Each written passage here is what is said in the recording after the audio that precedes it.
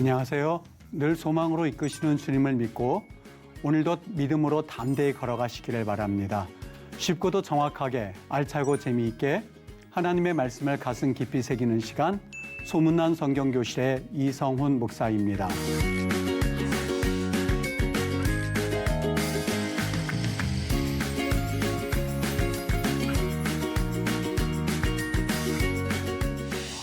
지난 시간에 나눈 내용 기억하시죠?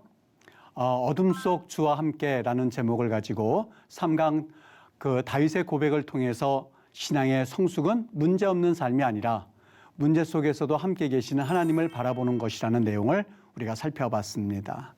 오늘 여러분과 나눌 이야기는요, 무너진 삶의 알파벳이라는 제목을 가지고 시편 34편을 중심으로 우리의 삶이 무너졌을 때에 어떻게 살아가야만 하는가라고 하는 주제를 가지고 여러분과 같이 시편 34편을 한번 살펴보도록 하겠습니다.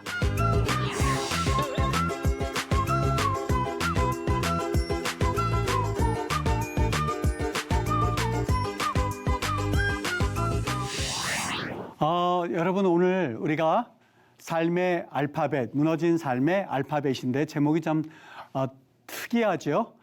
특별히 34편은 우리가 다른 시편에서는 찾아보기 쉽지 않은 그러한 구조로 되어 있어서 여러분과 함께 34편을 같이 한번 가지고 은혜를 나누고자 합니다. 우선은요, 시편 34편의 표제에 대해서 잠깐 얘기를 나눠야 될 텐데 우리가 그 표제를 깊이 오늘 다 다룰 수는 없고 몇 가지만 간략하게 좀 살펴보면서 시편의 표제가 무엇인가 하는 것을 좀 개괄적으로 살펴봤으면 좋겠어요.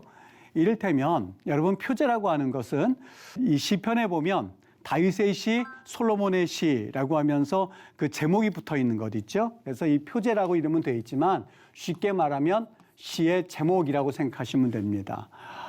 여러 가지 우리가 나누어 볼 수 있겠습니다만 크게 저자로 시편 표제가 분류되는 것을 볼 수 있죠. 어떤 시편의 저자들이 있을까요? 다윗도 있고요, 솔로몬의 시도 있고요, 아삽의 시도 있고, 또 심지어는 고라 자손의 시라고 하는 것도 있죠. 물론 이 제목이 있는 것도 있고 없는 것도 있어요. 그래서 이 제목을 이렇게 한번 심지어는 모세의 시도 있죠.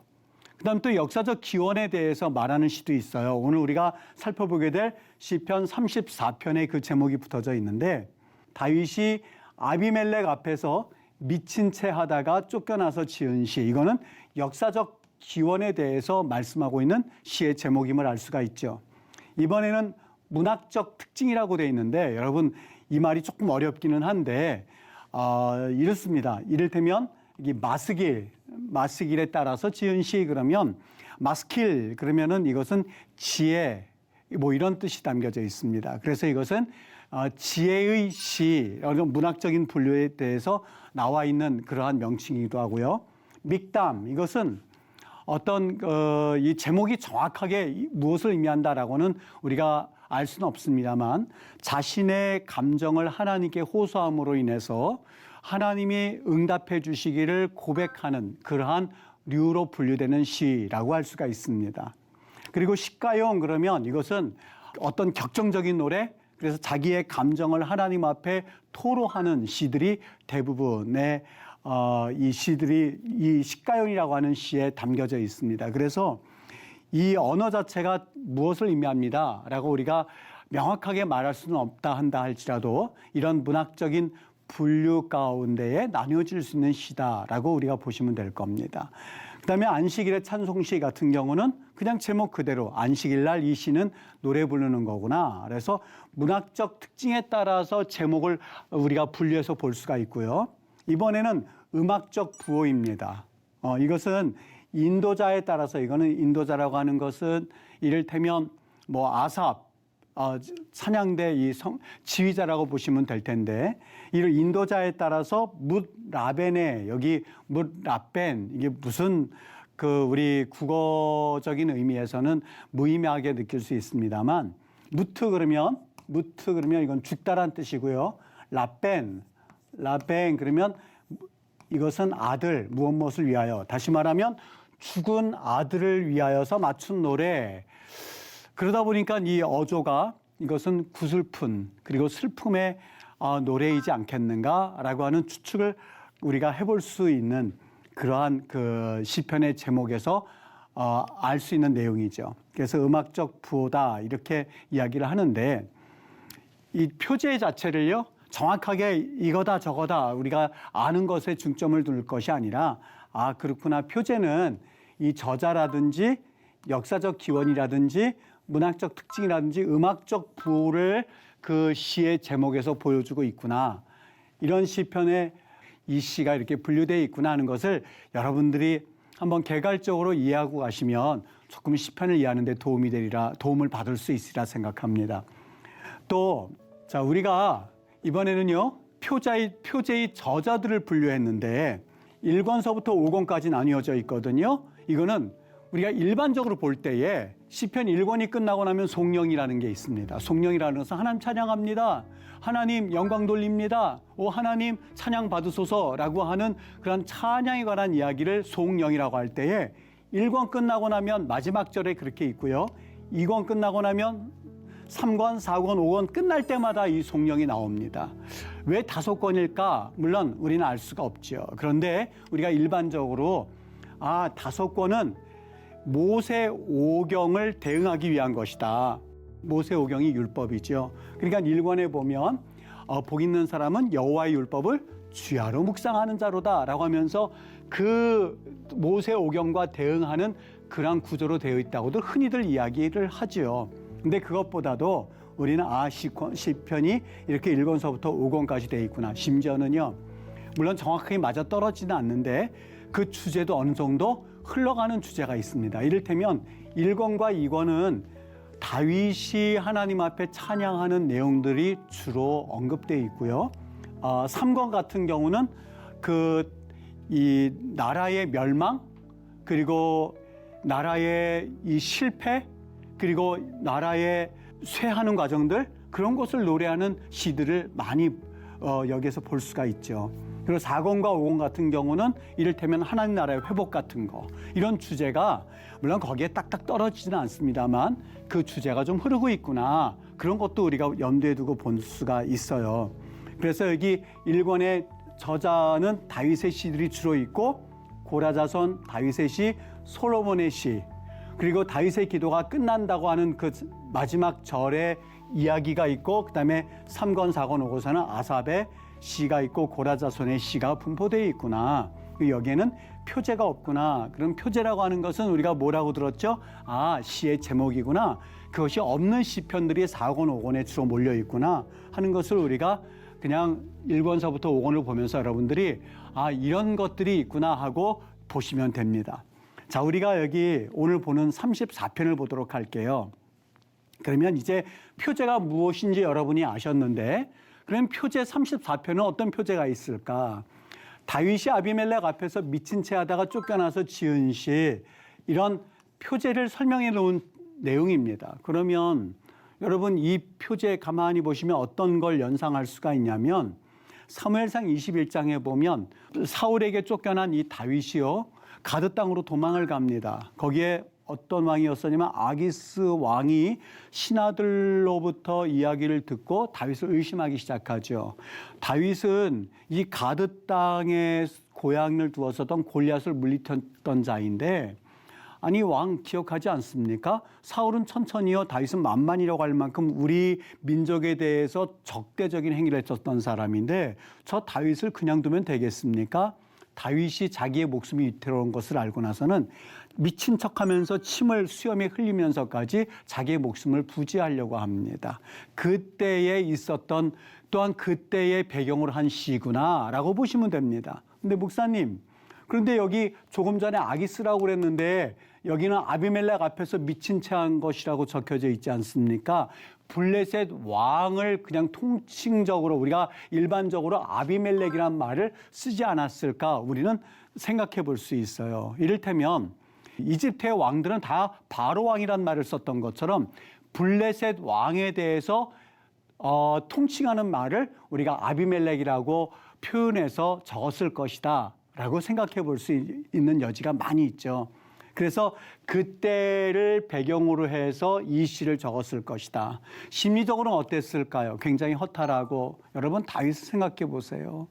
자신이 그 한때는 그래도 하나님 앞에서 골리앗을 물리쳤었고, 그리고 다른 이들에게 그런 당당함을 드러냈었던 다윗이 자기의 목숨을 부지하기 위해서 그 왕 앞에서, 그리고 블레셋 사람들 앞에서 미친 척하면서 침을 흘리면서 자신이 목숨을 연명하려고 하는 자신의 모습이 얼마나 비참했겠습니까? 그런 상황 가운데에서 아마 자괴감도 들었을 거예요. 여인들이 이렇게 그 천천히요 다윗은 만만이로다라고 불렀던 그러한 상황이 있었는데, 그런 상황과는 상관이 없이 자존감이 붕괴되어 있고, 그리고 우울감과, 그리고 불안과 공황과 이런 심리적인 여러 가지 복잡한 상황 가운데에서 오늘 이 시가 작시가 되었구나 하는 것을 우리는 이 표제를 통하여서 우리는 짐작해 볼 수 있는 거예요. 그리고 나서 시편을 보시자는 거예요. 어떻게 돼 있냐면 1절과 3절에서는 하나님을 찬양하리라, 4절과 7절에서 하나님이 응답할 것이라는 고백이 담겨져 있고, 8절에서 10절까지 하나님의 선하심을 경험하십시오. 하나님을 경외하는 삶으로 내가 초청하겠습니다. 나는 하나님을 신뢰합니다. 라고 하는 그 시 34편의 내용을 여러분들이 요걸 한번 사진 찍어 두셨다가 마음속에 잘 한번 그 새기면서 오늘 시편을 보셨으면 좋겠어요. 어떻게 시편이 구성되어 있냐면요. 제가 이렇게 적어봤어요. 알파벳 시라고 적었는데, 이 알파벳 시는 물론 알파베틱, 아크로스틱 이렇게 표현되어 있습니다. 이게 무슨 내용이냐면요. 히브리 글자는 모두 22개로 되어 있습니다. 자음이. 알파벳이 22개예요. 근데 이것을 22개를 쭉 나열을 해서 알레, 벳, 김멜, 달렛, 헤이, 바브, 헷, 자인 이렇게 하면서 쭉 연결되어 있는데, 이 글자로 시작되는 시를 작시해 놓은 거예요. 그러니까 우리나라 말로 표현하면 기역, 니은, 디귿, 리을, 미음, 여러분 삼행시에 사행시 뭐 이렇게 짓는 그 법칙이 있죠. 그런 것처럼 이 알파벳 순서대로 해서 시를 적어 놓은 거예요. 그러니까 우리 국어 성경에는 나타나 있지는 않습니다만 히브리 성경에는 지금 그 내용을 그대로 알파벳 순서대로 해서 22개 글자를 연결해서 시를 적어 놓은 거예요. 그게 이제 몇 가지가 있냐면 시편 34편 우리가 묵상하는 지금 시하고 37편, 119편 이것들이 전부 다 이렇게 알파벳으로 되어 있습니다. 특별히 119편 같은 경우는 176절로 되어 있는데, 여러분 이게 왜 알파벳이 이렇게 많이 있을까? 여러분 어떻게 되어 있냐면 이거는요. 첫 번째 기역을 3절씩 만든 거예요. 기역, 기역, 기역. 그래서 여기에 시를 적어놓고 니은, 니은, 니은, 디귿, 디귿, 디귿, 리을, 리을, 리을 이런 식으로 해서 만들어 놓은 거예요. 제가 이를테면 그걸 국어 성경을 하나 만들어 봤는데요. 이를테면 기역이면 가족의 고통 속에서도 주를 의지합니다. 니은, 여기 니은 있죠? 눈물의 밤에도 주의 인자하심을 기억합니다. 디귿, 다시는 못 일어날 것 같아도 주님은 나를 세우십니다. 이를테면 이렇게 알파벳으로 해서 22자를 만든 것이 바로 지금 34편, 37편이고요. 119편 같은 경우는 3절씩 했으니까 22절에다가 8절씩 해서 22 곱하기 8절을 하면 176절이 나오죠. 그리고 얼마나 문학적으로 그들이 정말 이 알파벳 시를 만들기 위해서 최선을 다했는가 하는 것을 우리는 미루어 짐작해 볼 수 있는 것이죠. 여기 히브리서를 한번 보여드릴게요. 이게 알렙 있죠? 베트 있죠? 우리나라 말로는 기역, 니은, 디귿, 리을, 미음, 비읍, 시옷, 이응, 지읒, 치읒 뭐 이런 것처럼요.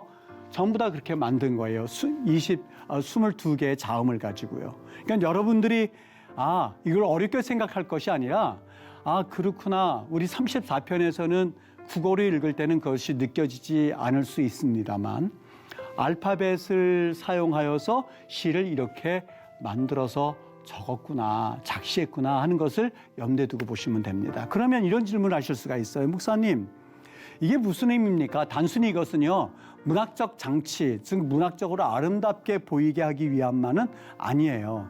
그러면 알파벳 C를 왜 이렇게 만들었느냐? 여러분, 알파벳 C는요, 단순히 문학적 기고만으로 볼 수가 없어요. 이것은 여러분 한번 알파벳 C를 그렇게 순서 절차 있게 한 절 한 절 만들었다고 보세요. 무슨 의미가 담겨져 있다고 보십니까? 전 이걸 보면서 어떻게 설명드릴까 하다 이런 생각이 들었어요. 예전에 우리 독립투사들 같은 경우 막 혈서를 쓰지 않았습니까? 혈서를 쓴다고 한다면 그 의미는 내가 무슨 일이 있어도 지금 이거 쓴 것은 내가 지키겠습니다 라고는 결연한 의지를 보여주죠. 바로 똑같습니다. 알파벳 C는요, 내가 하나님 앞에 이렇게 살겠습니다 하는 굳은 결단이 담겨져 있는 그런 형식이라고 저는 생각해요. 여러분, 절규나 하소연 대신에 지금 조금 아까 다윗이 아비멜렉 앞에서 쫓겨나서 자존감이 무너져 있고 자기의 삶이 무너져 있는 상황 가운데서 어떻게 살아가야만 할까? 여러분, 그 내용이 뭐였었죠? 내용이 이거였었어요. 나 하나님 찬양할 거야. 하나님이 응답하실 거야. 나 하나님의 선하심을 경험할 거야. 하나님을 경외하는 삶으로 여러분 오십시오. 나 하나님을 신뢰합니다 라는 내용이 34편의 내용이에요. 그런데 이것을 그냥 쓰는 것이 아니라 알파벳이 기역서부터 시작해서 알렙서부터 시작해서 타프까지 쭉 그거를 적어 놓은 거예요. 이것은 단순히 내가 그냥 이렇게 문자적으로만 써 넣는 것이 아니라 결연한 의지를 가지고 나의 삶이 무너졌습니다. 내 삶이 지금 자존감이 무너졌고 내 삶 전체가 지금 어디에서부터 끌어올려야 할지 모를 만큼 철저하게 무너져 있는 상황 가운데서 오늘 알파벳 C를 통하여서 마치 질서 정연하게 시를 적어 놓는 것처럼 하나하나 쌓아 올리겠다고 하는 결연한 의지가 담겨져 있는 그런 형식이라고 하는 것이죠. 그래서 여기 그 이야기를 적었어요. 무너진 인생의 조각을 주워서 담아 맞추는 것처럼 질서를 세우는 믿음의 표현이다. 삶은 다 무너져 있어요. 자신이 미친 척 해가면서 침을 흘리고 있을 만큼 자기네 삶이 바닥으로 치닫고 있습니다만 내가 그럼에도 불구하고 내 내면 가운데서는 주님을 찬양하고 하나님을 신뢰하겠습니다. 지금은 내가 이렇게 살아도 내가 지금은 이런 상황에 처했다 하지만 하나님이 그래도 내 삶을 인도하실 거야 라고 하는 그 결연한 자기의 신앙의 고백을 알파벳 순서 배열을 하나하나 깨맞춰 나가듯이 자기의 삶을 그렇게 하나님 앞에 세워나가겠다고 하는 다윗의 결연한 의지를 볼 수 있었던 것이죠. 메시지는 삶은 무너져도 하나님은 처음부터 끝까지 알파벳 처음서부터 알파벳 마지막까지 나를 붙들어 주실 거야. 그래서 이 알파벳이는 혼돈을 질서로 바꾸시는 하나님을 향한 신뢰의 시다. 이렇게 우리가 이해하고 34편을 읽어나가면 아마 그 34편이 우리에게 주는 그 감동은 남다르라는 생각을 합니다. 할 수 있습니다. 여기 빌립보서 3장 12절에 바울은 말합니다. 내가 이미 얻었다 함도 아니요 온전히 이루었다 함도 아니라 오직 내가 그리스도 예수께 잡힌 바 된 그것을 잡으려고 달려가노라. 여러분 우리 주변에 보면 제가 목회를 하고 보니까 많은 상황에 이 절망적인 상황에 처한 이들을 종종 보게 됩니다. 어떤 가장은요, 이 상가 투자를 했는데 그것을 잘못 투자해서 온 가족이 거리로 내몰려서 살아갈 수밖에 없는 그러한 가정도 있었고요. 20대 아들을 사고로 잃은 그 부부의 절망 또 그리고 절규를 지켜볼 수밖에 없었던 그런 상황도 있었고요. 여러분, 그럴 때 우리는 어떻게 살아가야만 할까? 그런 상황 가운데서 여러분 오늘 지금 34편에 있는 그 시편의 그 표제에 처했던 다윗처럼 여러분 낭만과 좌절밖에는 보이지 않는 상황 가운데서 다윗은 그 알파벳 C를 적음으로써 내가 하나님을 찬양하겠습니다. 하나님을 신뢰하겠습니다. 라고 적었던 것은 오늘날로 표현하면 어떻게 이것을 표현할 수 있을까? 그런 상황 가운데서 우리의 삶은 무너질 수 있거든요. 그런데 오늘 만일 다윗의 그 시를 우리가 읽어 나간다면 다시 시작하는 거예요. 하나님 앞에 일어나서 새벽 제단 쌓아 나가고 내가 하나님 앞에 경건의 모습을 잃어버렸다면 다시 경건의 훈련을 하기 시작하는 거예요. 그리고 하나님 앞에 기도의 제단을 쌓아 나가기 시작하는 거예요. 그리고 내가 매 시간마다 성경을 필사하기도 하고 그리고 내가 매 시간마다 기도함으로 주님 앞에 나아감으로써 오늘 알파벳 C를 적어 놓았던 다윗의 마음은 우리의 삶 가운데서 이렇게 다시 한번 내가 하나님 앞에 단을 쌓아 나가겠습니다. 경건의 단을 쌓아 나가겠습니다는 그런 몸부림과 같은 것이 바로 다윗의 알파벳 C에서 나타난 그의 신앙에 대한 결단이라고 볼 수 있는 것이죠. 여러분, 믿음이라고 하는 것은 저는 이렇게 생각해요. 단순히 감정을 가지고 우리가 믿음이라고 볼 수는 없습니다. 기도가 막히고 마음이 무거워서 무릎 꿇지 못할 때에 그때 비로소 그때야말로 하나님을 인정해 나가는 것, 그때야말로 알파벳 C를 적어 나갈 수 있는 것, 그때야말로 다시 한번 내 믿음의 단을 쌓아나가기 시작하는 것, 결단을 가지고 쌓아나가기, 이것이 믿음이 아니겠습니까?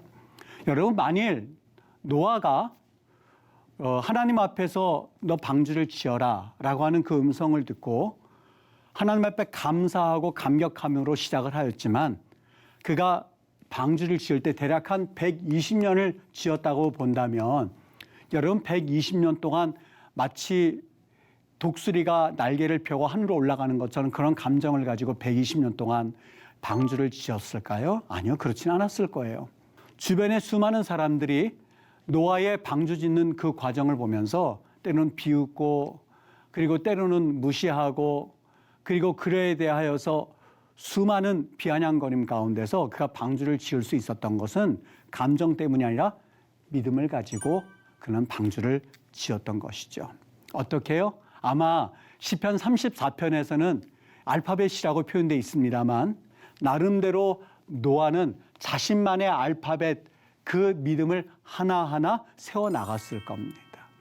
여러분, 아브라함이 그 땅을 향해서 달려갈 때에 하나님이 내가 네게 알지 못하는 땅으로 가라라고 하는 말씀은 들었지만 막상 그 땅을 걸어갈 때는 굉장히 외로웠을 거예요. 그리고 답답했을 거예요. 내가 하나님의 음성을 들은 건 맞아? 라고 하는 감정으로서는 도저히 용납되지 않는 그런 상황 가운데에서 아브라함은 그의 믿음을 가지고 그 길을 향해서 걸어갔을 거예요. 그래서 저는 믿음이라고 하는 것은 물론 감정이 없을 수는 없겠죠. 하나님 앞에 뜨거운 감정을 포함한 그 어떤 것인데 그것은 뭐냐?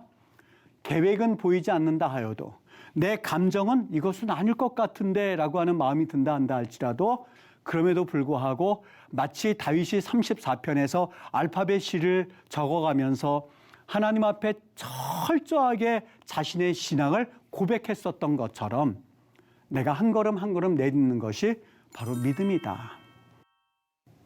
하나님의 구원 시작과 하나님의 구원의 끝이 어떤 것이라는 것을 내 믿음으로 고백하며 내가 달려갈 길을 계속해서 달려가노라라고 그 사도 바울이 고백했던 것처럼 다시 하나님을 신뢰하면서 끝까지 걸어가는 것, 이것이야말로 진정한 믿음의 사람들이 걸어가야 하는 신앙의 길이다라고 하는 것을 시편 34편을 통해서 우리는 눈여겨보아야만 하죠.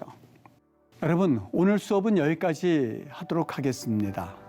여러분들이 오늘 시편 34편을 통하여서 알파벳 C, 아마 처음 그 알파벳 C에 대해서 경험하시고 들어보신 분들이 상당히 있으실 겁니다. 단순히 이것은 문학적인 그러한 아름다움을 위해서 이 장치를 해놓은 것이 아니라 이것은 다윗이 하나님 앞에 자신의 신앙의 고백을 질서정연하게 그리고 자신의 믿음을 아주 결연하게 표현한 그러한 시 작성법이라는 것을 다시 한번 마음에 새겨두고 시편 34편을 묵상하신다면 아마 그 34편에서 주는 그 메시지의 여운은 또 다른 어떤 시보다도 감동을 주는 그러한 시라고 생각합니다.